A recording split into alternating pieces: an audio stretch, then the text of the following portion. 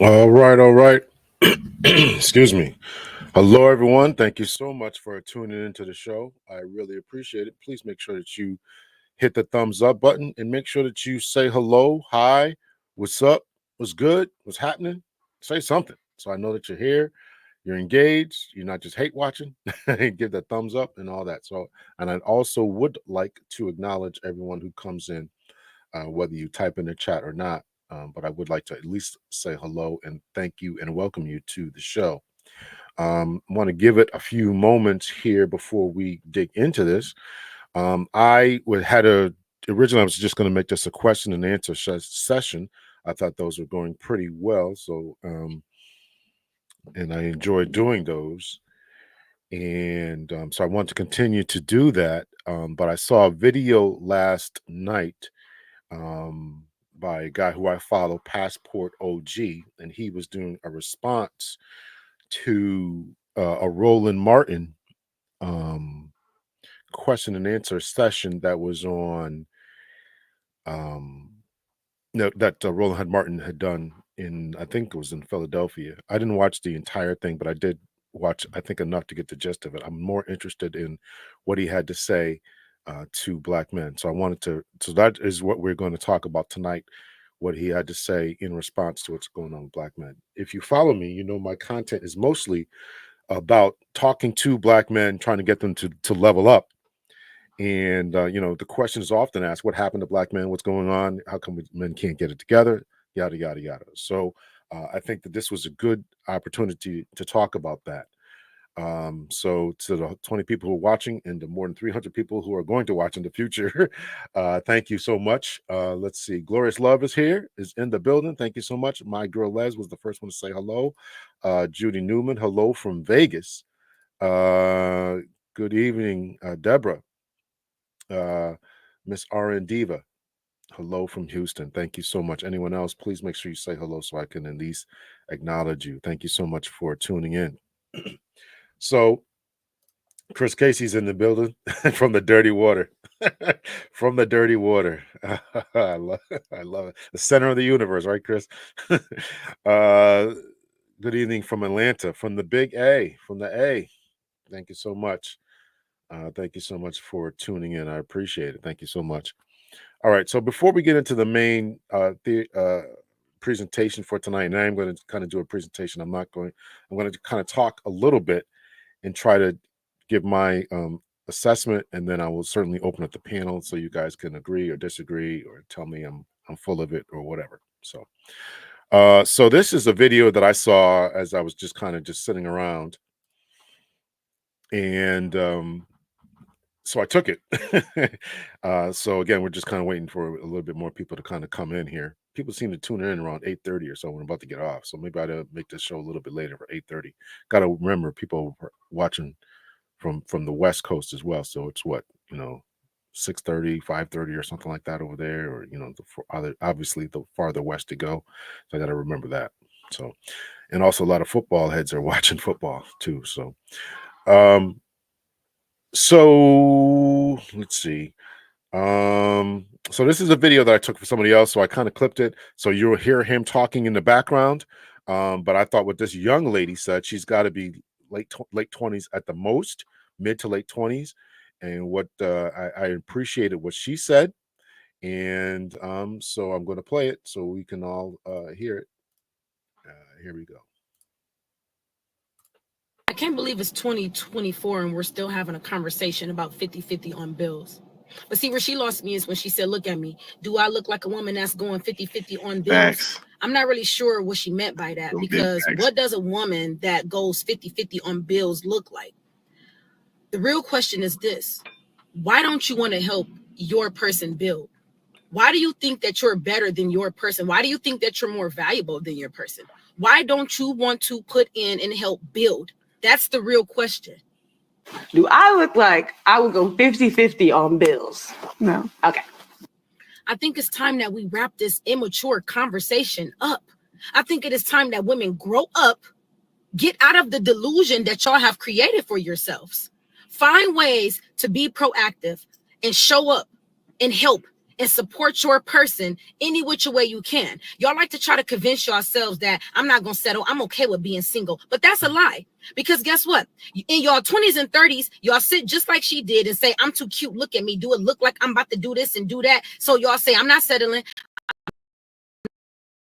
Not going 50-50. I'm not dealing with no man who don't got more money than me. He needs to have this, needs to have that, just for you to sit and be a Dr. Brian. Dr. Brian is 42 years old and sat right there on that couch and said, I'll date a 26-year-old as long as he ain't got no kids. I don't care about him not having no money as long as he come with good energy and he's high functioning. So basically, it's all a lie. Y'all end up right back at square one. In your 20s and 30s, y'all think y'all too good. Y'all convince yourselves that it's settling. Whole time it's not, just to be 40-50, and now you're still going back down to what you said you wasn't going to deal with. So why not just get your man, help your man, build a foundation, and be happily ever after? Why are y'all creating this delusion that this man that y'all looking for exists in 20s and 30s when he don't? You got to help that man become that man.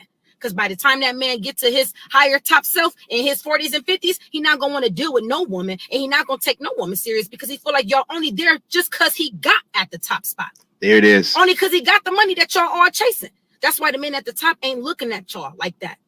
They trash y'all and recycle y'all because they know that if they didn't have it, you wouldn't be there to begin with. And fellas, I'm gonna leave y'all with this. I understand a lot of y'all got ego, and a lot of y'all feel like, yeah, because we supposed to be a man, and I'm not a man if I don't provide 100%. And guess what, love? This is not back in the day, okay? Statistically, there's only that top 10% men that are able to cover all of the bills, which means a large portion of men are just regular working men, and that is absolutely okay. Do not kill yourselves out here in the workforce or in the work field trying to prove to a woman that you can handle it, knowing that this is a big load that we are trying to take on. The economy says it takes two. You better go get you a woman that does not mind helping you. You probably don't want to have her equal pen 50-50, and you probably will take on the bigger portion. But at least you got somebody that's by your side that's willing to help. Not somebody that's too cute to help you to get to that next level. This is not that. You are valuable. She called herself a queen. You are a king as well. She thinks she's valuable. You are valuable as well. You are just as important in a relationship as a woman, and you do not got to put your needs at the bottom just to be hers. We went out there with our posters. We fought for our equal rights. We said we want money too like the men, and now that we're making it, you better make her spend it, because what is her money doing? Don't let these women trick y'all. I'm here to tell you, as a woman, they're not going to respect you no more or no less, whether you footing it or you ain't. They just there to use you. You better put yourself right where you need to be. right there on that line with her, so y'all can both grow. I can't believe.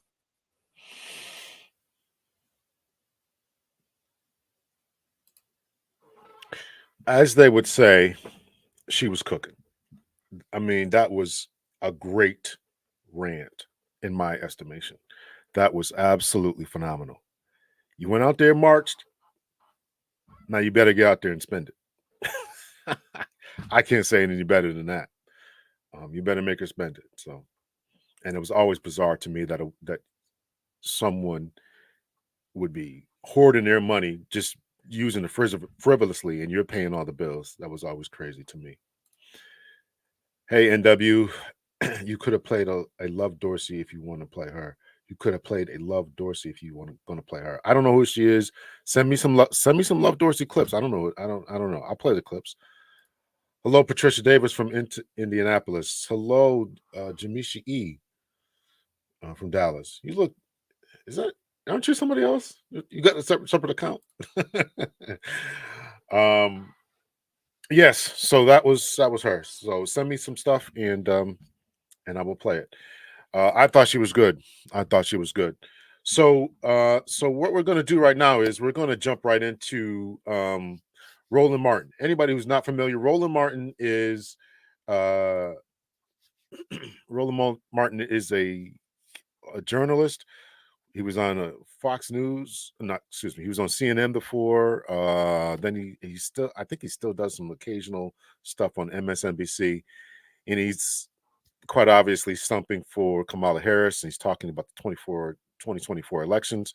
And in this segment right here, he's going to be speaking about why some, in particular, black men, but in men in general, are looking at Donald Trump and what they see in Donald Trump. And so the young woman, you guys can't see it yet. So the young woman who is, let me make this a little bit bigger here. So the young woman who is about to speak there is a therapist, I think, or psychologist or something. And then the two guys to the left there head some type of young black male organization or something like that. And I'm not, this is like a 2 hour and 45-minute conversation. Um, and I'm only playing, I'm going to start at minute 29 because that's when I think it gets to the heart of it. We'll play about 5-10 minutes of it, and then I'll run through some what I think are some good policies that young black men need to be looking at, thinking about what would help to advance them, etc., yada, yada, yada. So I titled this "No One's Coming to Save You" because it's going to become quite evident from Roland Martin's perspective. I agree with his perspective, that nobody's coming to save you. And actually, coincidentally, I actually recorded a video. It's going to drop in about 2 or 3 weeks because I got everything on a schedule. It's going to drop in about 2 or 3 weeks, called "Nobody's Coming to Save You." And then I saw this last night. So when you see the title, that's going to be dropping in a couple of weeks. You already know I talked about it a little bit. It's going to talk about a little. It's going to be a little bit different from what we're discussing here, but I want to say the same thing. We're looking for a lot of help. We're looking for the government to do something. We're looking for this. We're looking for Kamala Harris to get in office and do this. We're looking for Donald Trump to get in office to do this. Nobody's coming to save you. Get it through your skulls. Nobody's coming to save you, right? All right, so here we go. We'll play a little bit of this, and then I'll do another presentation. I'll give it a little bit more talks, and then I will open up the panel. Showing up and showing out, because all hands on deck now, less than 28 days, right? And so as my husband and I, Morgan E. Wilson Jr., he's my partner in crime and partner in everything else, what we've been seeing specifically with Black males in Philadelphia, and we own a mental health practice called, you said, I'll explain it, Faith Connects, stands for Family and Individual Therapeutic Healing, but we also launched a nonprofit called Mental Health First Connects. And the focus is to provide mental health and wellness seeking behaviors and deal with the issues on the ground. Well, what I'm seeing is we are struggling. We are suffering. And they say that when white America gets a cold, Black America gets the flu, pneumonia, and maybe COVID, and then dies from it, right? And so when we think about this voting block, we know that Black women are going to vote. Many of us feel like we're going to go out there no matter what, but we get taken for granted because y'all know we're going to go out there and do it. The Black men, and I can say this because of my husband and for my father, who's 89, a lot of Black men are feeling disenfranchised. They're feeling disengaged. They're feeling unheard. They're feeling unwelcome. They're feeling like they are not listened to. I call it the haves and the have-nots. Black men and women want to be heard. You want to be affirmed, right? You also want to be valued, and you want to be elevated. And that's not happening on the ground, right? And so when you talk about men, and Manny talked about it last night, especially for the younger Black men, they're feeling hopeless. They're feeling like they don't have anyone to hear them. Now, notwithstanding, we know what we got to do, but I like to say, Roland, people don't care how much you know until they know how much you care. We got to show that we care. We got to step out with our hearts and connect with people. So a little earlier, I taped an interview with Stephen A. Smith. That's going to be on his show today. And he was talking about a column that was in the New York Times. Charles Comin wrote about it. He was talking about very much the very same thing. There was something I said to Stephen, I said that also has to happen. I said, if we as a Black community, specifically Black men, Black women, if we're waiting on a party or waiting on candidates to speak to us, then we're going to be waiting a very long time. And I just still fundamentally believe that what has to happen is we have to have institutions that are operating 365 days a year, 7 days a week, speaking to our interests and actually communicating to our people. And the conversation for me with this election should not be Democrat, Republican, should not be Kamala, Trump. It should be, here are the issues, and then now, how do folks line up? And I'm just of the mind, I'm just of the mind that I can't wait for somebody to call my name for me to then to still do my part. Now, that may be a discussion that difference between somebody who is informed of what's going on and somebody who is not. But that's the struggle I have in terms of waiting for someone to communicate, because whether we like it or not, 70% of the electorate nationally is white. 70%. So the reality is, if you're running, 70% of the folk who are going to be voting are white. This is still a white nation. And so it's no surprise what the issues that people are focusing on, because if that's 70% and then everybody else is 30%, that explains to you exactly what's going on. So I think the biggest problem that I see is, I don't think his numbers are right. I think it's like 65%. Not that that's a big deal, but it's like 60, 65. It might even be 62% of the electorate is white. So I think his numbers are a little bit inflated, but nevertheless. Now here the guy's going to talk. I know you guys want to hear them. tying a real life lived experiences to what people say politically, right? What people are promising politically, right? Where do we find Black men? What are we dealing with on the ground every single day? And how do we tie that to, okay, because I'm dealing with these experiences, this person is representing me, so I need to go and vote for this person, right? And a conversation I was in earlier last week really centered around, like, okay, there's so much information out there. Folks don't necessarily know what to believe, but they know who to believe, right? So we also need to have those key people in play, the key trusted folks, community gatekeepers, in the sense to say, hey, these are the people who represent your best interest. So these are the people that you need to support, right? But again, it's communicating that sense of value to lived experiences of Black people, lived experiences of Black men specifically, right? One of the things that I love that Kamala said was that, you know, Black men aren't a monolith, right? So there are so many nuances in these experiences in which they need to be heard, they need to be valued, and like you said, they need to be addressed as well, right? But see, when we say they need to be heard, the first thing I then go is, okay, then where are they hearing you? I mean, at the end of the day, if you're two things, if you're not going to candidates, and then if there are not the town hall discussions, forums, then who's going to hear you and where? And that's also part of the deal. So for me, when I am how I look at this, the onus is really on both folks. To me, this is sort of like you can't have somebody who says our marriage is in trouble, but I'm waiting to see what you're gonna do. Now I can speak on that. But my point is, it's two people. It's two people, right? It's two people, right? And a rescue team is not coming. Right. So rescue is not coming. So when we talk about candidates making promises, I keep trying to explain to people, no candidate can. I love these people who talk about tangibles. No candidate can deliver on a promise unless they are elected.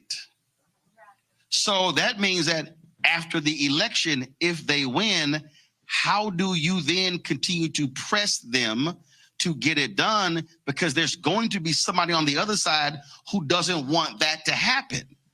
I just think that what often has happened is many of us have checked out of the process after the election is over and then go, hey, what happened? We didn't stay engaged.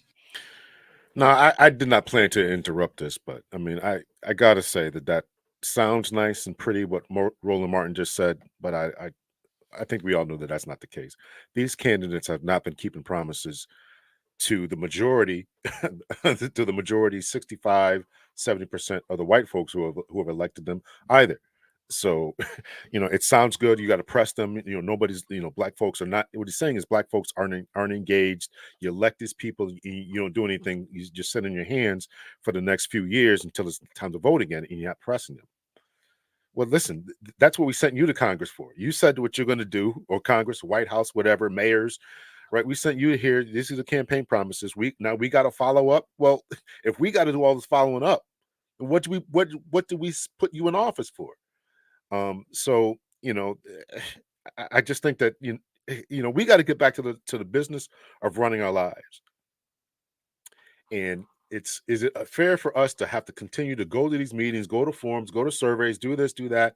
And we sent you there. This is what you said you were going to do. Now, it's one thing if you can't get the votes through and all this type of stuff, but you're trying, and we don't think that they're trying. And so this creates a sort of apathy. So now to the other extreme is, okay, maybe we should do more, right? But if the money and the votes and the politicians are in the pockets of the big time donors, then what chance do we have, right? This is all the big problems with the whole election cycle. So I just want to call that out. There's a few more minutes we're going to play this because the two brothers are about to speak. Actually, maybe I'll fast forward it a little bit here. Let's see, we'll go to 31 minutes. Oh wait, no, it's already 31 minutes. Let's see, 29 and 33. Oh, all right, we'll play a few more minutes of this. Oh, jeez. What the heck? Sorry about that. Your competitors will wish they had known about Vibe. With Vibe, you can launch targeted TV and streaming. How do you then continue to press them to get it done? Because there's going to be somebody on the other side who doesn't want that to happen. I just think that what often has happened is many of us have checked out of the process after the election is over and then go, hey, what happened? We didn't stay engaged. So as your turn of Roe v. Wade, I wasn't able to get life-saving treatments. I had to fast forward because it's going to start to buffer, and I know you guys want to hear that. So after this, there's going to be one of the guys going to talk. Again, I'm talking to the guys, trying to let you know where their frame of mind is. And I want you to know that I actually read your comments. And I want you to know that, I when I get challenged, like I'm going to try to find some stuff to either confirm my beliefs, or I might have to change it. And so when people say to me that, young Black boys have the same opportunities, I gotta start reconfigure where I'm thinking about this. And if I got to make some adjustments, then I'm going to do that. So Roland Martin is going to challenge these two brothers in a second here. And sooner, I almost died. And that's because of the decision that Donald Trump made. People's attention spans are a lot shorter. So young folks, they're consuming information with 30-second clips on a day-to-day basis through TikTok, through YouTube Shorts, through Instagram, and that's how they get their information. And I feel like there's not enough of a blitz of that type of information funneled towards young voters. Well, we're seeing, so again, we're seeing a lot of these things happen, digital ads, things along those lines. I just still think that when we talk about folks who say stuff is not getting done, like literally, I read this piece and it was very interesting because in the it was a really interesting thing here for me when I saw it, and actually there were a lot of contradictions in it as well, and so. The lead, the first paragraph said, Black men today face a unique reality that warrants consideration under nearly any relevant index for measuring the quality of American life, how far we get in compared with those of our white counterparts, and how long we will live. Black men consistently rank last or near last. There is not a Black man alive in this country right now who has ever seen Black male unemployment equal to or less than that of his white counterparts. But it also applies. So what they're doing right now, and I know I had to fast forward it. So what they're doing right now is he's reading from an article that was in the New York Times. And what he's saying, Roland Martin is trying to figure out this war between the men and women. What is it that men in particular want? And he's going to say, as you're going to hear, this applies to Black women, right? So why are we, in essence, the conversation is, why are you all fighting? Why can't you get together and help each other? Which again would go to the first video that I kind of played. Get together, work together, and stop being at each other's throats. And I would say that this is not just a Black thing, but this is a male-female thing. As a woman said in the first video I played, you guys got the right to vote. You got the right to vote, to work. What's going on, right? Work together, but there's not, now it's a competition thing. So in this oppression Olympics about what Black men are going through, and this is what Roland Martin's about to question them on. Okay, you got whatever, racism on the job, you got this, you're being held back, you're not financially stable as your counterparts, and you're being passed over, all this kind of stuff. But it's the same thing for Black women. So instead of fighting each other, why don't you get together? So we'll continue to listen to what they had to say here. As Black women, So if I go through here and talk about that applies to black women. When he was talking about Congress not moving forward on the George Floyd Police and Justice Act, I absolutely agree with that. But it also applies to black women. Then when he was talking about the issue of voting rights, the issue of starting businesses, that also applies to black women. And then if I keep going on, and again, talking about this here, and there were some things, he said, student loan repayment is a worthy cause to champion, especially in a tough economy. But what relevance does that have when black male enrollment on college campuses is dwindling? Okay, but whose fault is that? And we also have to address that. And the reality is, you can't, if I'm going to hold a politician accountable for student loan, I got to realize college is the end of a process. So then it's high school, then there's middle school, there's elementary school. So then I have to deal with that. And then if I keep going on, and like I've heard a lot about, there needs to be a very specific agenda to black men. Okay, so I'll ask the two of you, what is that? What is the specific agenda to black men that is so drastically different than black women? So I'm going to pause right here. So what, if you remember when Stacey Abrams, if anybody follows politics, Stacey Abrams was a woman who ran for governor in the state of Georgia. And there was a big push because they were asking Stacey Abrams, what are you going to do for black men? They're asking the same thing for Kamala Harris, right? I think during some time, probably at the end of Obama's tenure, they were asking the same thing of him. So now, in particular, the manosphere, red pill spaces, they're asking the same thing. They're asking the same things. What are you going to do? What specifically are you going to do to help, to assist, to lift up black boys? As the article said, and even other articles that I've quoted, young black boys can't read. They're not going to college, as they alluded to, right? Many black boys and just men in general are giving up, not entering the workforce, not going to college, and things along those lines. So what is it that's going to turn that around? What policies can Kamala Harris or President Trump do to turn this tide around? That's essentially what the question is. And so so this is what this is their time to shine, right? These are two people who are heading up organizations targeted toward young black men. This is their time to shine. What is it? Huh?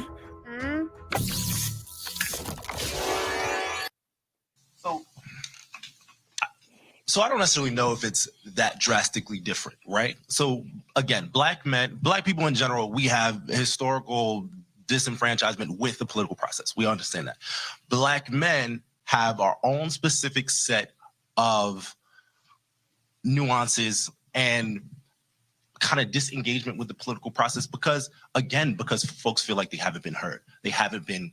No. But okay, so, hold on. If they haven't been heard, what do they want to be heard about? That's what I want to know. Their experience. And what is that? Their experience needs to be validated. So, I mean, essentially their experience is, school to prison pipeline, right? Right. Their experience is those specific things of being a male that allows gender specific problems that necessarily sometimes get lost in the greater conversation. Right. Like what? Right. So school to prison pipelines. But here's the deal. If I pull the data right now, the suspension rates for black boys is on par with the suspension rates of black girls. Okay, I'm going to pause it right there. Where am I at here? 4119. I got to write this down. All right. So that's one part I wanted to talk about. So I'll come back to this in a moment here. I'm going to remove that. Let's see. Can I present? Let's see. Stop screen share. Stop screen share. Present. Screen share. Window.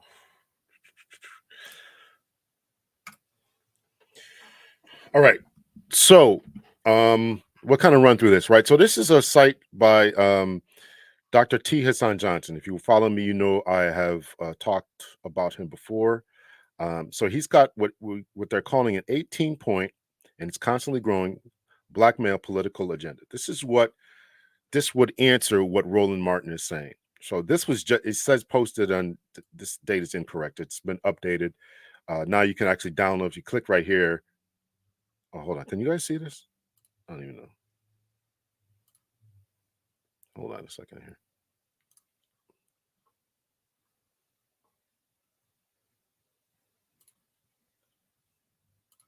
Oh yeah, you can't see it. Okay, so if I click right here,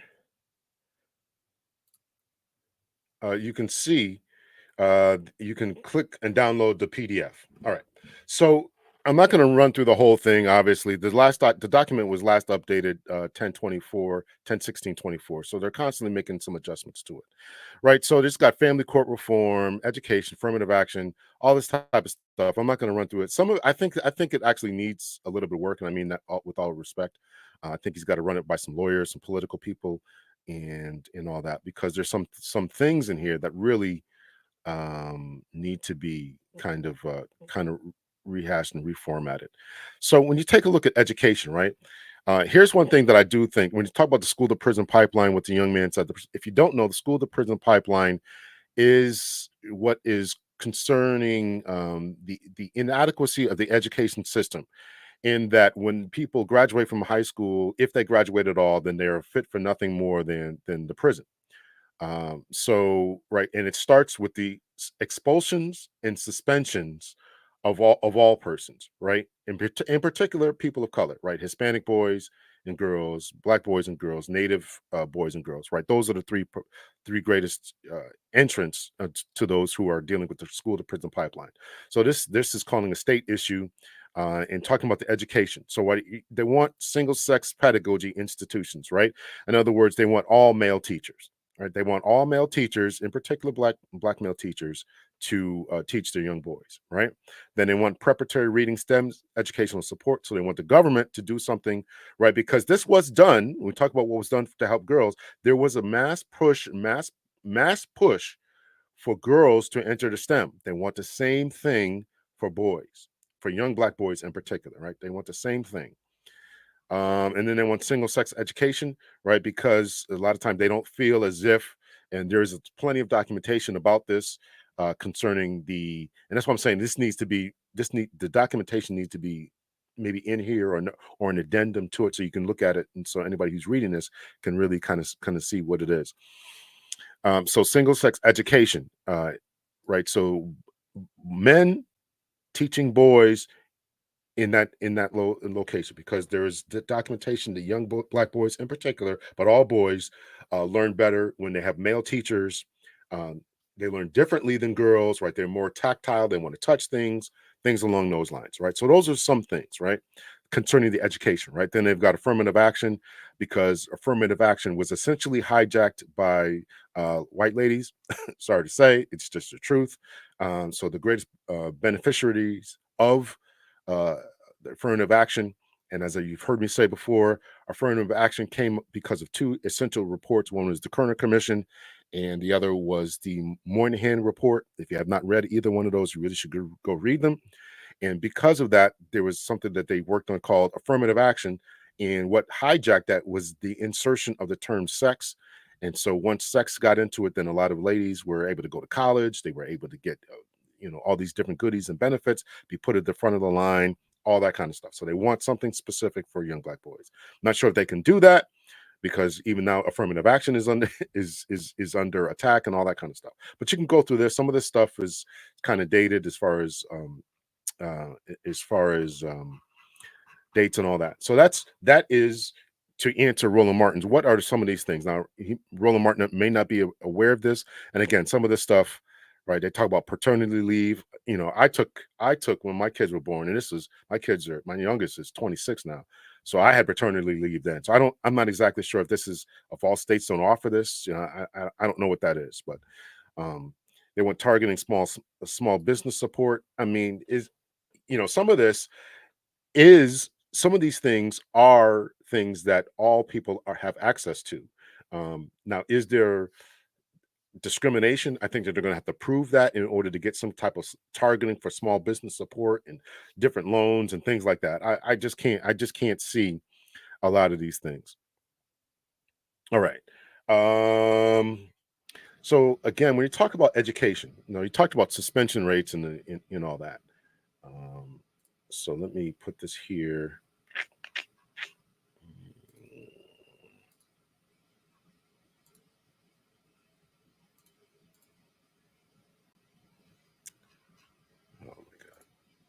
Okay. All right. So this is, can you see this? Let me see here. Yes, you can. Okay. So this, I'll get to the questions in a minute here. I see you typing Victorious, but I want to kind of finish this presentation here. So this is a data snapshot, 2017 to 2018, national data on school discipline by race and gender.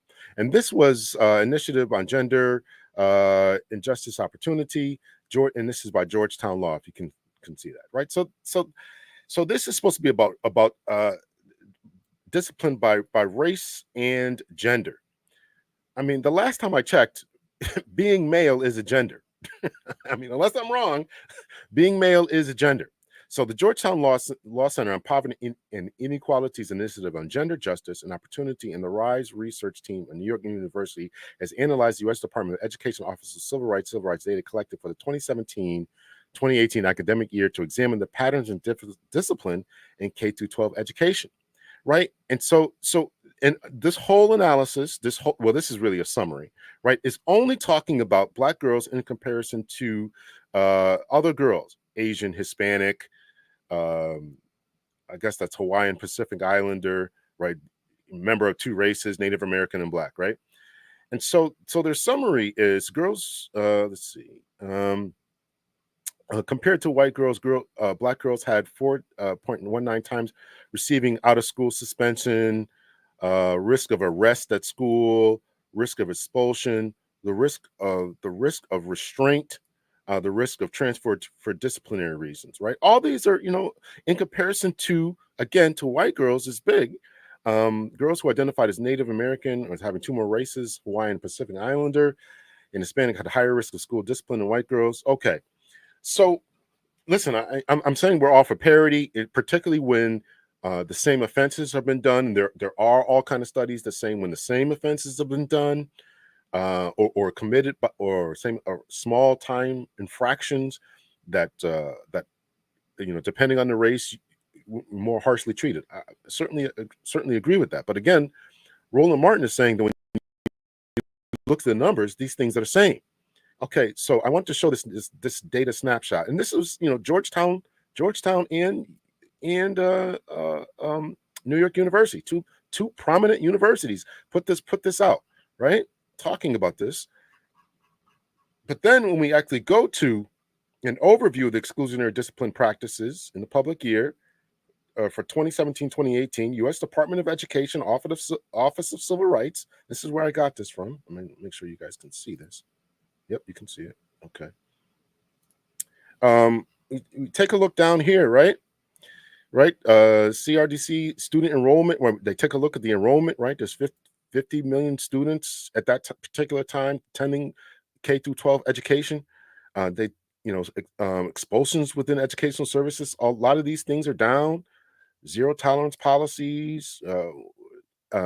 Which is zero tolerance policies are terrible. I did definitely think those should go. One or more suspensions in school, one or more out of school suspensions, school related arrests were up 5% in that year. Expulsions and with educational services, right? So the child is dealing with something.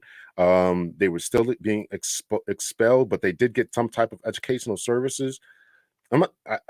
I got to be honest. I don't know if that means educational services while they're in school or they sent them home with something. I'm assuming it means that they were kind of dealing with some type of disciplinary problems or mental problems, and that's when they got expelled because they just couldn't deal with everything.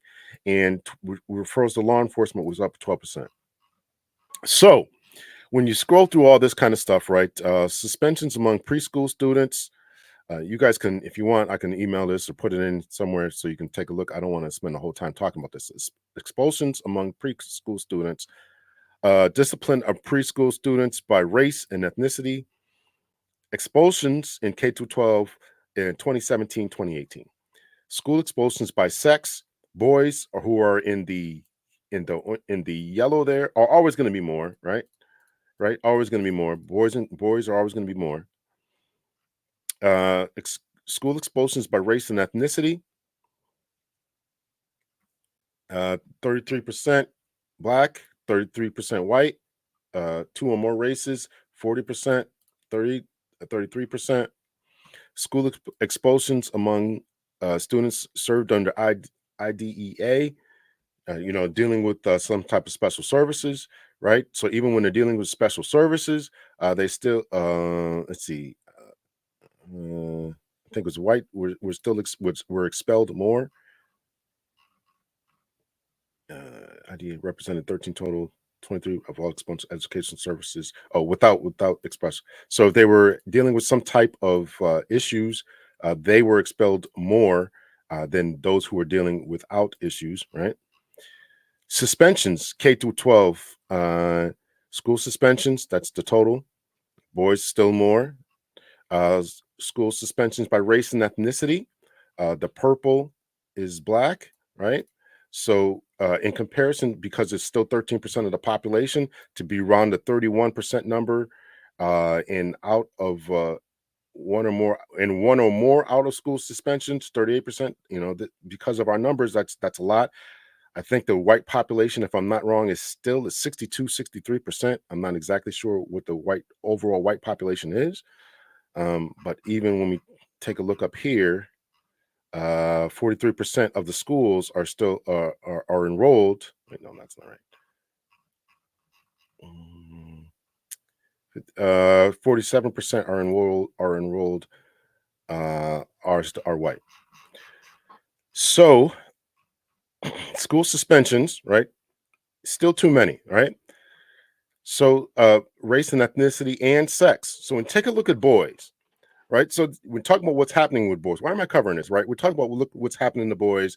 And when they could just conflate the numbers, as Roland Martin just did, and said, when they take a look at the numbers, right, they're on par. No, there's a problem, right? When boys, one or more in school suspensions, black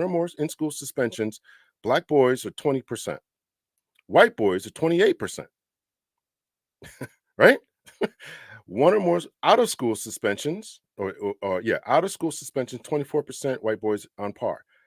Girls, one or more in school suspensions, 11%. Those numbers are not the same. In school, 20%, 11%.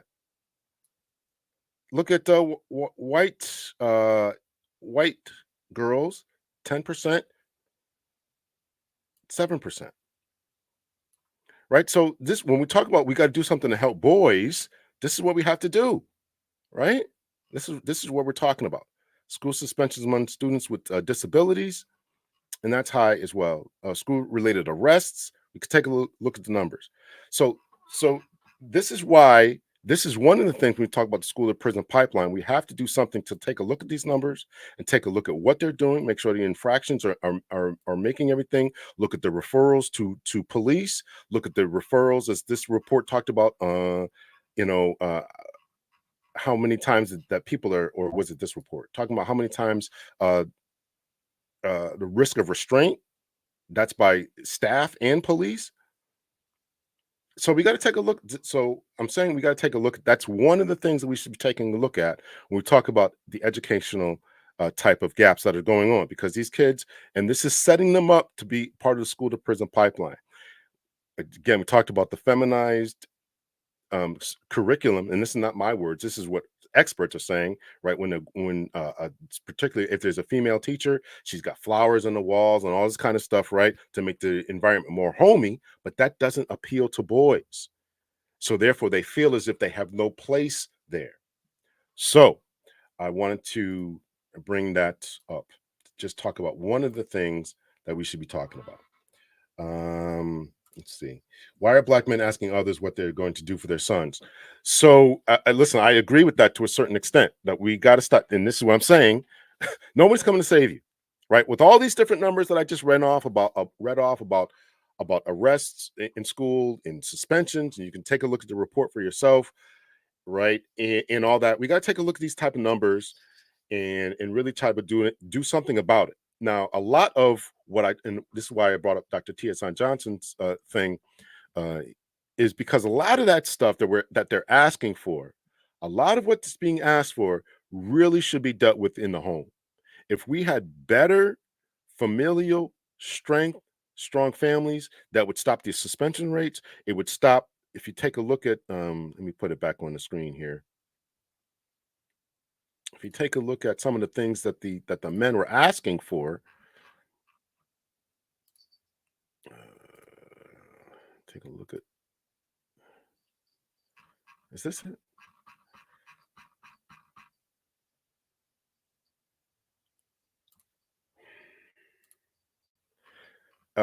Family court reform. We take a look at family court reform, right? Child custody, right? Right. I mean, some of the stuff like would be solved if we could get together and stay together. Right. Mandatory paternity testing at birth, right? That I think that should be done. uh, right. At fault divorce standards. This is some of the things that they want. Termination of parental obligation. Child support value system. I definitely think that should be right. I mean, there's no reason that some, how much does it take to raise a child? What is the, I think child support should be capped. How much is it, how much does it how much does it cost to raise a kid? Prohibiting jailing for failure to pay child support. I think a lot of states are getting away from that, even taking away people's licenses. Right. So what I'm saying is that some of these things that they have in these points, right? If we had better foundational type of stuff, we could eliminate that. When you take a look at, we could eliminate the need for a lot of these things if we would just get together and stay together. Criminal law and law enforcement reform, criminal sentencing reform, right? We got to stay out of the criminal justice system. I mean, yes, there's racism in it. Yes, the system is biased. Yes, there's inequities in the sentencing. Of course, yes. um you know all these ending qualified immunity, that's not going anywhere, right? Jury nullification.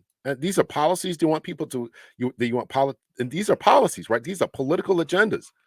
Nobody's gonna go for that. That's what I'm saying. Nobody's gonna go for jury nullification or some type of proxy violence, or the understanding of what proxy violence is concerning in particular when a woman calls her son to come out and beat somebody up, and the son goes out there and beats somebody up or shoots somebody over a cold french fries, which was an actual thing, right? They want the woman or the mother to get the same amount of penalty that the son would get for shooting someone.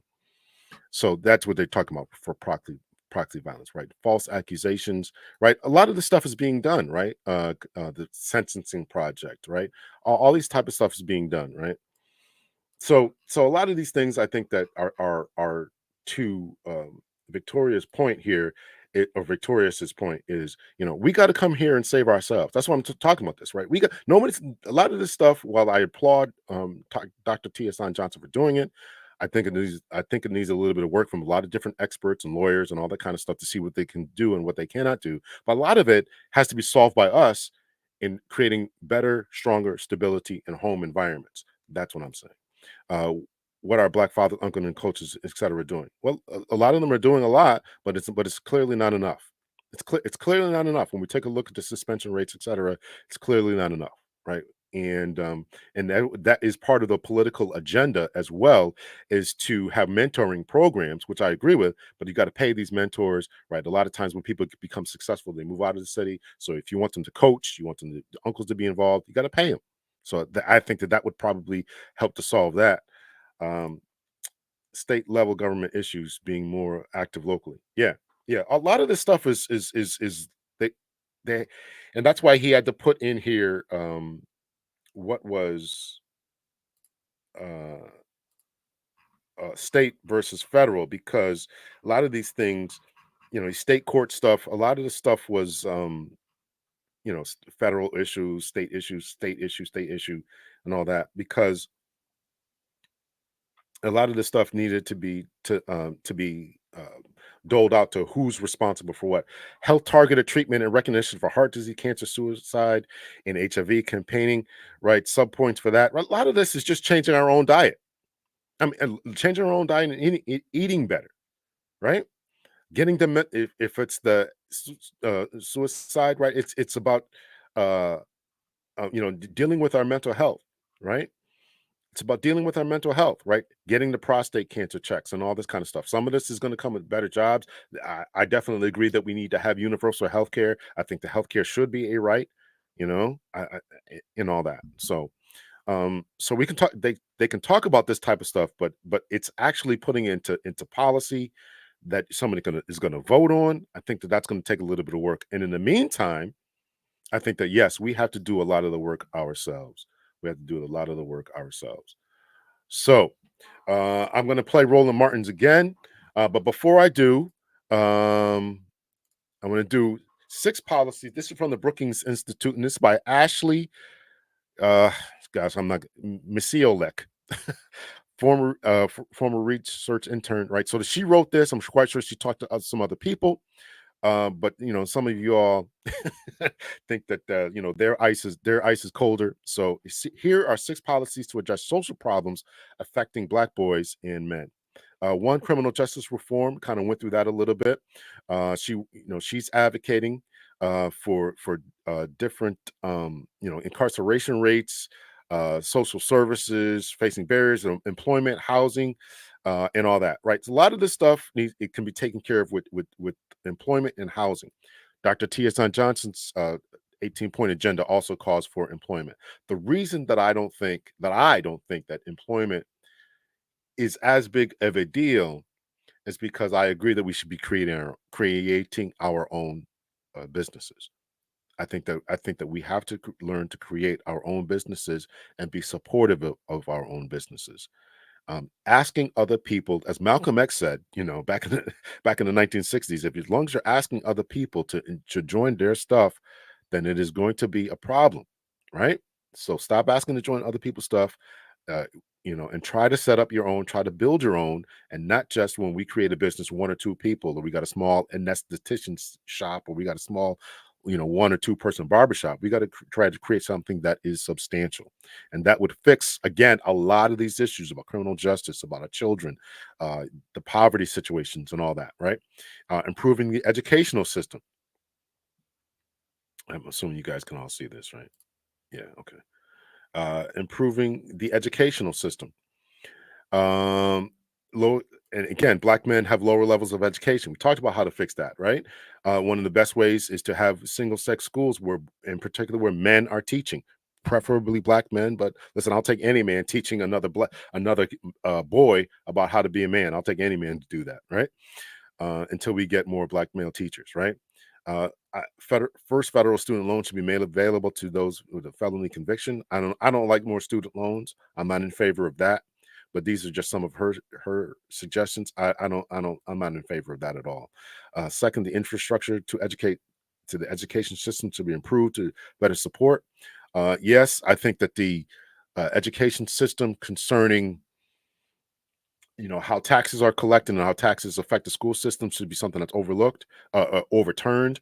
If we have billions of trillions of dollars to send weapons to overseas, then daggone it, we ought to be able to educate the children who are here, whether you're in urban Idaho, or suburban Idaho, or you're in urban centers of New York City. We ought to be able to educate our own children, right? Improving employment rates and all that. I've had this brother right here, Dr. Rashawn Ray, on my show before on my other channel, smart brother. But I just don't see, we should improve employment rates, but that's not going to come by just begging and asking for jobs. We got to be able to build our own, and asking for us to sit on CEO suites and all this kind of stuff is not my cup of tea. Place-based policies, again, looking at crime, pollution, congestion, and noise within the inner cities. A lot of this would be beneficial, or we could change a lot of this if we simply improved the employment rates. Again, that is something we got to take a look at. Mentorship programs. I advocate wholly for mentorship programs, but you have to educate. You're gonna have to pay you're gonna have to pay these coaches, right? You want people to reach back, you're gonna have to pay them. I mean, here's Richard Reeves, you heard me quote him before. So they, all that. So, and then she advocates for reparations. That's a whole nother ball of wax that is never going to get through, in my estimation. Although I do think that African Americans, in particular, not for slavery, but for Jim Crow, the mental, social, psychological damage that has been done to African Americans at the hands of Jim Crow, the lynchings, the segregation, the slavery, the belittling, the burning down of their stores, the burning down of whole cities. I think that reparations in the emotional, psychological, post-traumatic stress disorder that has come from that, and also heart disease and other cancers have also been linked to racism. I think that we deserve reparations for all of that. All right, so I'm going to finish off with a little bit more Roland Martin, and you guys can come on the panel, ask me questions, and disagree with me or whatever, and all that. Okay, let's see.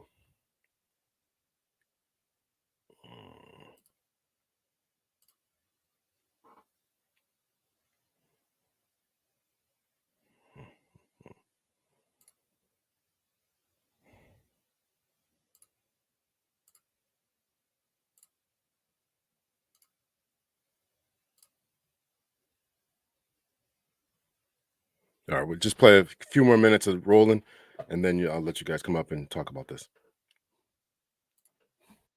So again, the only thing I'm asking is when I hear the nuances of black men, what I want to know is what's the nuance? Well, economic opportunity, I would say that's one of them. Funding for education, our education system is broken. Okay, let's stop right there. Okay, funding for education. If black boys going to school and the black girls going to school, they're under the same funding paradigm. No, I'm not talking college. I'm talking like elementary school, middle school, high school. So school funding is not based upon gender. School funding is based upon enrollment. But I would also say representation is extremely important for young black males as well. Representation of what? Like teachers in the classroom. That's right. There needs to be more black teachers, more black male presence in the classroom. So here's what I'm trying to get at.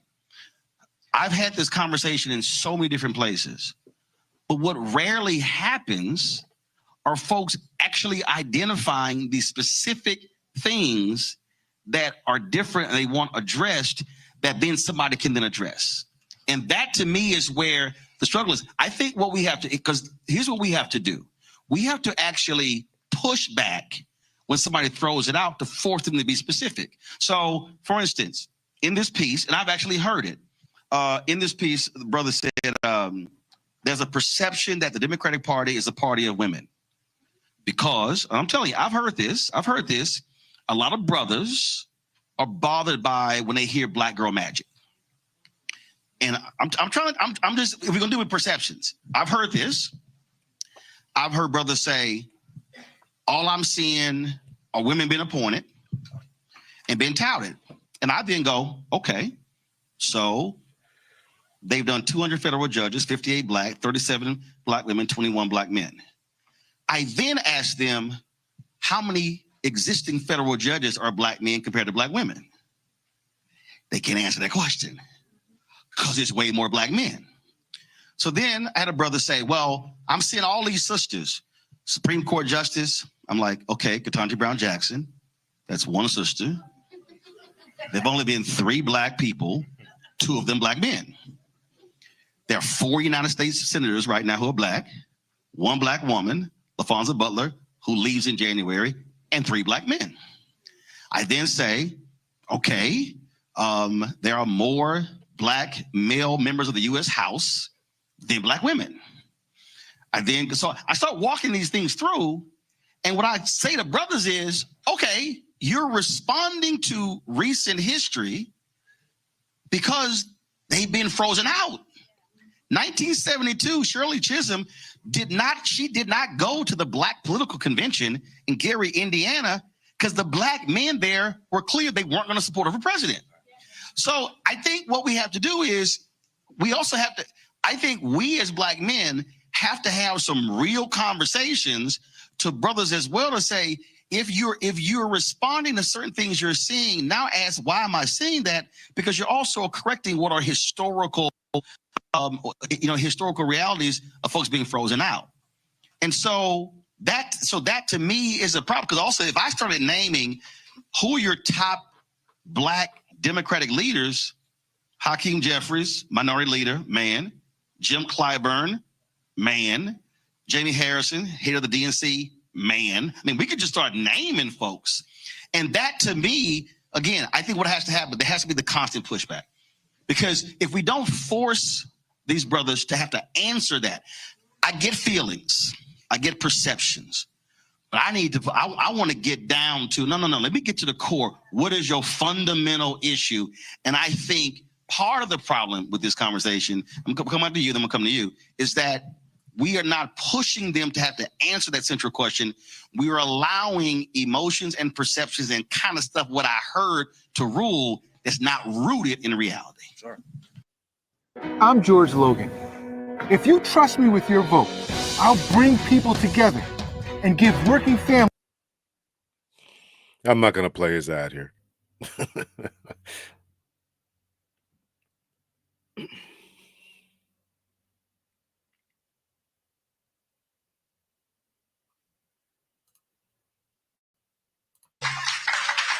I wholeheartedly agree with that. But I do also want to kind of go back to understanding the nature of the Black male socialization process, right? So we go back to, Black men, one, we're not allowed to emote. We're expected to have it all. And we're expected to perform. The way we engage in society, the way we feel validated and love society is based on performance, right? So, and the only way we're allowed to emote that is valid is through anger, or through kind of sexual prowess, right? Especially growing up young, especially growing up here in Philly, right? That leads you to negative consequences, right? So if you get led on that path to negative consequences, you don't have folks that give you the right tools, organizations like yourself, where folks can actually have social support and all these other things that lead you to those specific negative consequences, was that jail or in the grave or anything else, right? So those things, and then also, okay, so say you make it past there, middle school, high school, you get to college, right? You get to college, as a Black man, you expect to have money. As a Black man, again, you're expected to perform. You're in college, where you getting money from, right? This sounds like red pill talking points to me. And this is where I don't think that he has done the justice. And he's kind of in this, he's the head of some type of organization, and I just don't think he's really hitting the points as well. I mean, he should have come prepared as to what the issues are, and whether he had Tia San Johnson's or the ladies from Brookings Institute, he should have had some type of stuff that here's what Black men need politically. Politically, that's the question. What politically can any politician do to answer these types of questions, or to help this situation politically? And I just don't think he's hitting that, right? This feelings of perceptions and emote, and I gotta, have this money for what? To take a girl out on a date? Is that what you're talking about? It's not the politician's job. It's not Kamala Harris's job or Trump's job, whoever gets in office, to make sure that you have money in your pocket so you can take a girl on a date. It's not their job.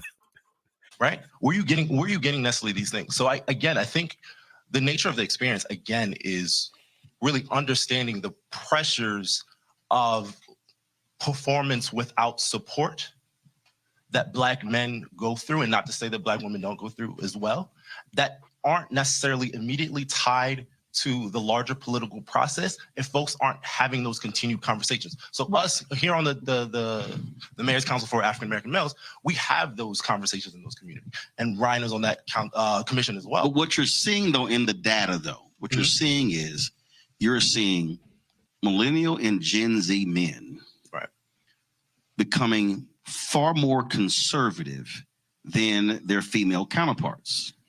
And so there's a reason, Ryan, why Donald Trump, actually coming to you next, then Ryan. There's a reason why Trump is specifically going to these millennial Gen Z podcasters. Because what you have is Fox News, Stephen Miller's of the world, Jesse Waters of the world, Josh Hawley, senator from Missouri, they're on this whole manhood. So what they're doing is they are talking about that we're becoming a feminine nation. And so what they're doing, they're pushing the buttons of a lot of these young men. Oh, you're soft. And then now they're appealing to them that way. These gender dynamics are playing. And so political folks are looking at this by saying, wait a minute, what's going on here in terms of why these younger men, not just black, are appealing? Because Trump is presenting himself as this strong, tough, rugged John Wayne type person. And I get all of that, but I'm sitting here going, keep in mind, John Wayne, that John ain't got nothing for you beyond his attitude and persona. So if you want to vote for persona, I get it. But let me let you know what's behind that persona, and then you can be like, oh my God, what did I do? Now it's too late. You know, Roland, I want to go way back. Like, we women just got the right to vote not that long ago, right? And what's been happening, which I feel like you're alluding to, is that there has been the destruction and the severing of Black men and women for years. That is not of our own doing. But just because we didn't do it and we didn't deserve it, doesn't mean it's not on us to fix it. Slavery separated Black men and women. It separated our families. Lynching, you know, Jim Crow, all the way up to the welfare program, where women had children by men who could not live in the house with their babies. And let's be clear, that also was not designed for Black people. That was designed for white women.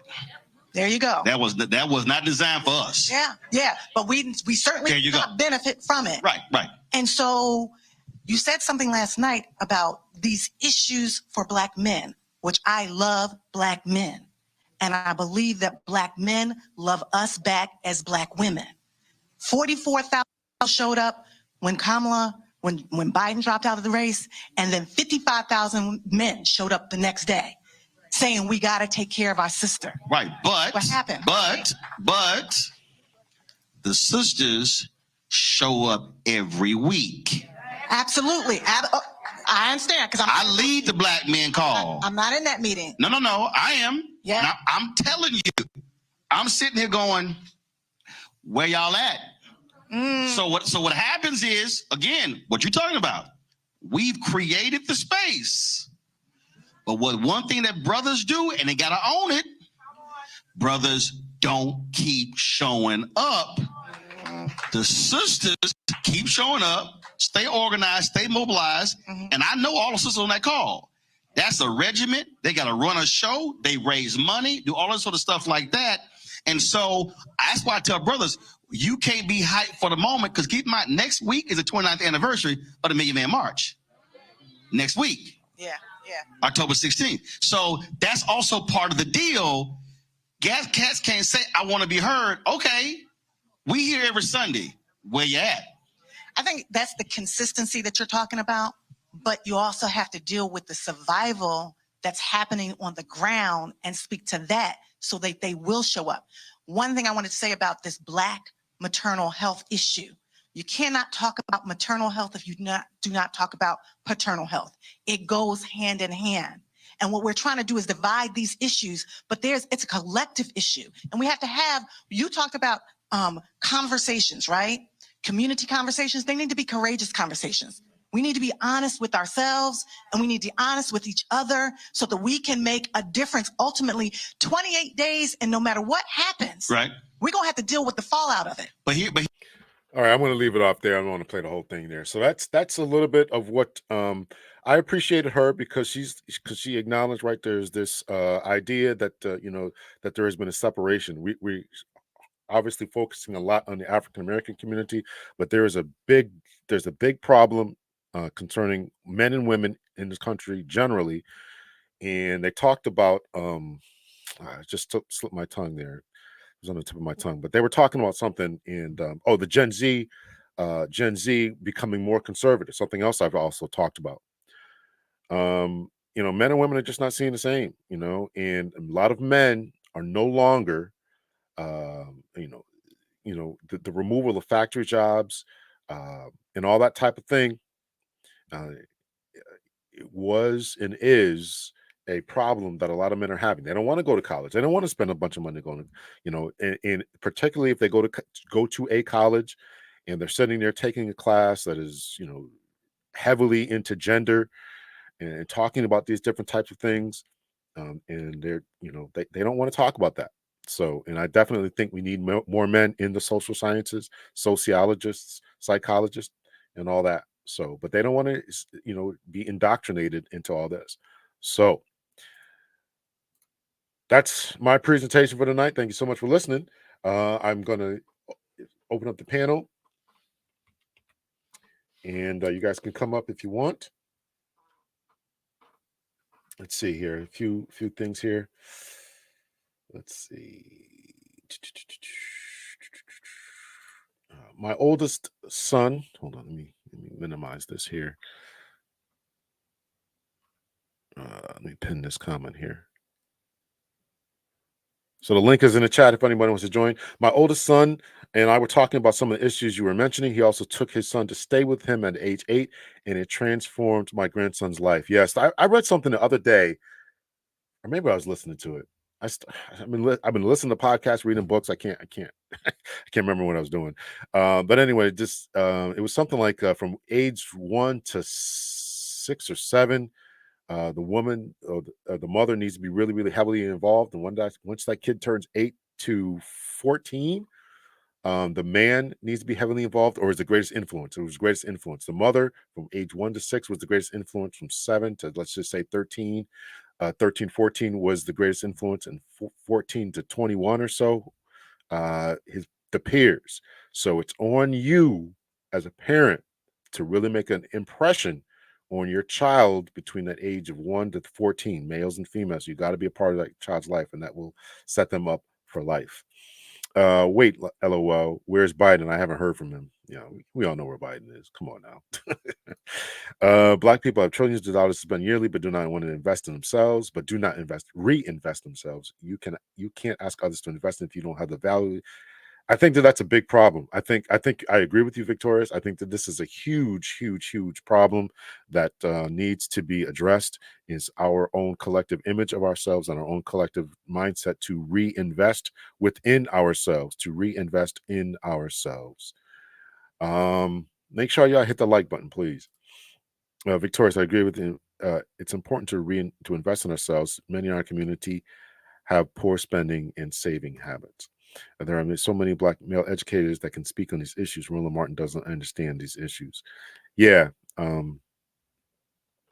Listen, I'm not an educator either, but I started getting into that, reading a lot about these different numbers because, being in law enforcement, right? I see these kids graduate from high school, and next thing you know, we're locking them up. Like what happened?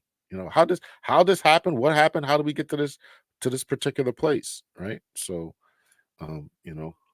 So that's how I started. I just look at it. This is a problem. And of course, if they're being arrested and expelled from school and all the in-school suspensions and all this stuff that I talked about, that's going on. What's going on in their home life, right? With some of these kids are multiple suspensions. What's going on in their home life, right? Where the parents at? You got to look at that. We got to take a look at that. You got to take a look at that. Everything he's listing is due to dysfunctional socialization by other Black men or lack of effective Black men in their lives. Yeah, and of course we got to figure out a way to break this cycle about how we get more effective men to be a part of these people's lives, how do these kids' lives, mentoring programs, fathers in the homes. I mean, that would fix a lot of these issues. It would fix a lot of these issues. I agree with her perspective. I do too. Life with Miss Audi. Thank you so much. All right, make sure y'all hit the like button. I mean, that was my presentation for the night. Just my thoughts. Again, I was listening to a brother who I enjoy, Passport OG. But I don't think, and I mean this respectfully, that he, I just think his presentation last night just needed a little bit of work, and I hope that I addressed the issues. Some things I agree with. Obviously, as I said, the Tiazan Johnson's thing. And listen, I'm glad that they put forth something. Somebody somewhere needs to do something. And taking the bull by the horns is is essential, and we got to get together and have these conversations and build these mentoring programs and building up our own businesses. As Victoria said, we got to reinvest in ourselves, and that's why I think that a lot of people look at us and like, we're not. These people are doing it themselves. You look at other communities are very, very collective. I was at a restaurant the other day that I found for the first time in a neighboring town, and they were from Ecuador. Every single server, waitress in the west, and the cooks behind, I'm looking, and the cooks were Ecuadorian. Can't blame them for that. Can't blame them for that. It's the way it should be. It's the way it should be. So, as we end this off, you want to know what happened to the men? Here's what happened. Here's how you fix the men. You want better mates. You want better choices to pick from. You got to build together, as this young lady said. It's 20. You got to build together. You got to build together. And then what you have to do is stay together. And it's a difficult perspective to hold.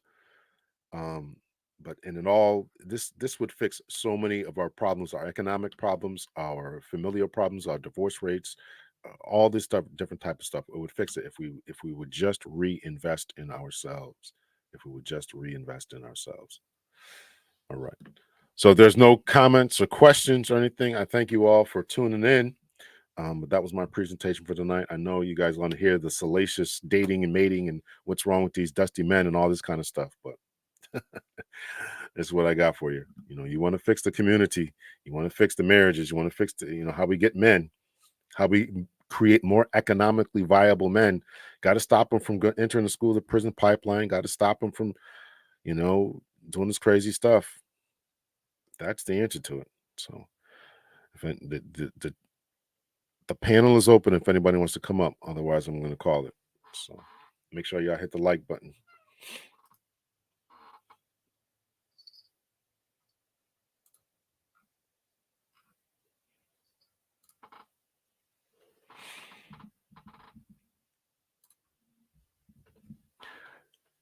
Well, I guess that's it.